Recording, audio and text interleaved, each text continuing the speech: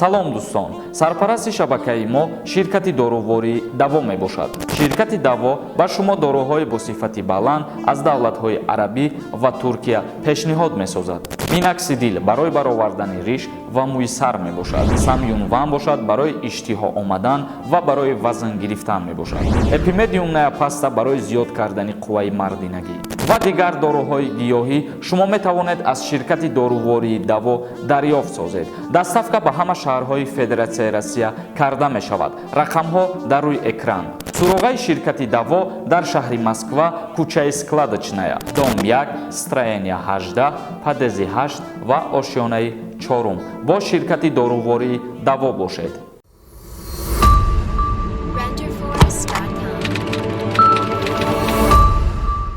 ассалому алайкум ба ҳама тамошобинони барномаҳои Сорбон Сафаров. Навори имрӯзаи мо ахборотҳои нави имрӯз пешниҳоди шумо гардонидан бо диққат гӯш кунед то аз хабарҳои нав шуморам низ огоҳ бошен. Аввалин ахбороти мо дар Федератсияи Россия як қонуни нав рӯзҳои наздик ба имзо мерасад барои шаҳрвандои дохилии Россия ва боз барои шаҳрвандои хориҷӣ, яъне ки мигрантҳо бигем агар фаҳмотар мешавад. қонун оиди ҷаримабандӣ кардани ронандаҳо бисёртар тааллуқ дорад ба ронандаҳое ки ҳаррӯза дар Федератсияи Россия кору фаъолият мекунанд ё ронандаҳое ки дар ҳамун Федератсияи Россия шаҳрвандои дохилии худшонанд. мо айни ҳол мехонем як бор нусхаша баъдан боз суҳбати худмона идома метиҳем, бо диққат гӯш кунед. Барои ронандагон дар роҳи оҳан ба поезди наздикшаванда ба ронандагон 5000 рубл ҷарима пешниҳод карда мешавад. Сенаторҳо ба нақша гирифтанд ки чунин қонунро таҳти рақами 416294 дар ҷаласаи Кумитаи шӯрои Федератсия оид ба қонунгузории конститутсионӣ ва сохтмони давлатӣ рӯзи 13 апрел баррасӣ кунанд. гузариш аз гузаргоҳи роҳи оҳан бо талаботи аломатҳои роҳ, светофорҳо, аломатҳо, мавқеи сад ва дастурҳои корманди убур танзим карда мешавад. онҳо ҳамонҳоеянд ки ба ронандагон мегӯянд ки дар назди роҳи оҳан биист ва ё ҳаракатро идома диҳед, аммо касе нишонаҳои огоҳкунандаро сарфи назар карда то ба ҳол сади пӯшида ё чароғаки сурх ба тарафи дигар меронад. яъне ки Кумитаи шӯрои Федератсияи Россия тасмим гирифтагие ки анами қонунгузориро дар рӯзи 13 апрел амин рӯза мо дар назар дорем баррасӣ бигардонанд ва пештар ин қонун б танҳо баҳри шаҳрвандои дохилии Федератсияи Россия ки ҳар нафаре ки агар итоат намекард қонун ва қоидаҳои роҳа дар ҳолати аз назди поезд гузаштан, роҳи оҳан гузаштан ҷарима таъин мекардан нисбатшон 1000 рубл, яъне ки ҷаримаи маъмурӣ ба ҳисоб мехӯрад, шаҳрвандои дохилиро ҷарима таъин мекардан ва айни ҳол ана ҳамира нисбати шаҳрвандои хориҷирам тааллуқ мегардонанд ки агар ба имзо бираса ҷаримаш баробар мешавад ба 5000 рубл. ҳукумати Федератсияи Россия боварӣ дорад ки афзоиши ҷаримаи маъмурӣ метавонад ин вазъро беҳтар кунад. ҳоло ронандагон барои вайрон кардани қоидаҳои убур аз гузаргоҳи роҳи оҳан 1000 рубл пардохт мекунанд ва агар ҳуҷҷат эътибор пайдо кунад, онҳо бояд 5000 рубл пардохт кунанд. яъне ҳеҷ хеле ки мо айни ҳол қайд кардем, ҳамон гуна қайд кардагӣ ҳастанд дар инҷа боз.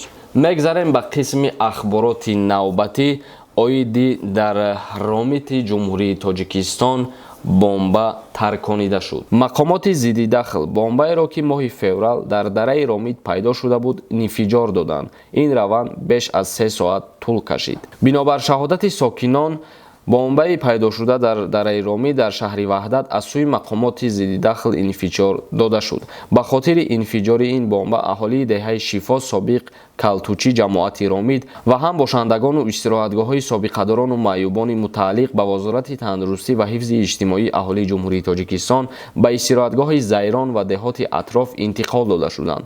раванди инфиҷор бештар аз 3 соат идома ёфта, ба манозили мардум зиён нарасид. ҳамаш ба хайр аст, гуфтанд дар ахборот. пештар хабар дода буданд ки бачаҳои деҳаи Шифо ҳангоми бозӣ як оҳани ғалатиро кашф карданд ва баъдтар аз сӯи кормандони милитсия маълум шуд ки ин бомбаи инфиҷорнашуда аз давраи ҷанги шаҳрвандии солҳои 1990 асри гузашта аст. бинобар тахминҳое ки он нави бомбаҳои авиатсионии фугаси ФАБ-250 ТС аз 260 то 500 килограмм вазн дорад, аммо манобаи мо мегӯяд минакобҳои Кумитаи ҳолатҳои фавқулодаи Тоҷикистон онро аслан берун наоварда инфиҷор доданд. Фақат атрофашро бо чандин тон рег пӯшонида онро инфиҷор доданд.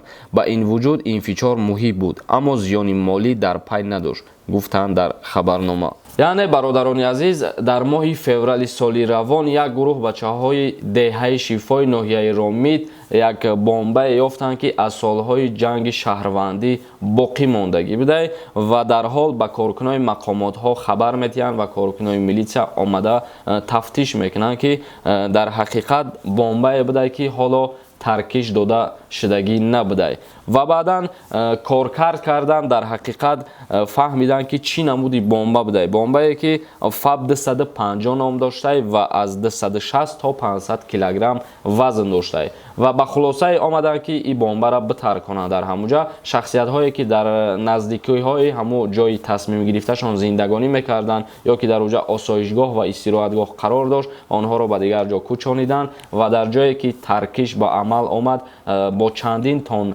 рег болоша пӯшонданд, баъдан таркишона шурӯъ гардониданд ва хушбахтона таркиш ба ягон кас осеб нарасонид ва ба ягон ҷо зарарам наовард. Бародарони азиз, видеоро ҷамъбаст мекунем. Дар канали Юрист Тиҷаи обуна шидана фаромӯш намекунем. Худованд ҳамаи мо ва шуморо нигаҳбон бошад то барномаҳои нав.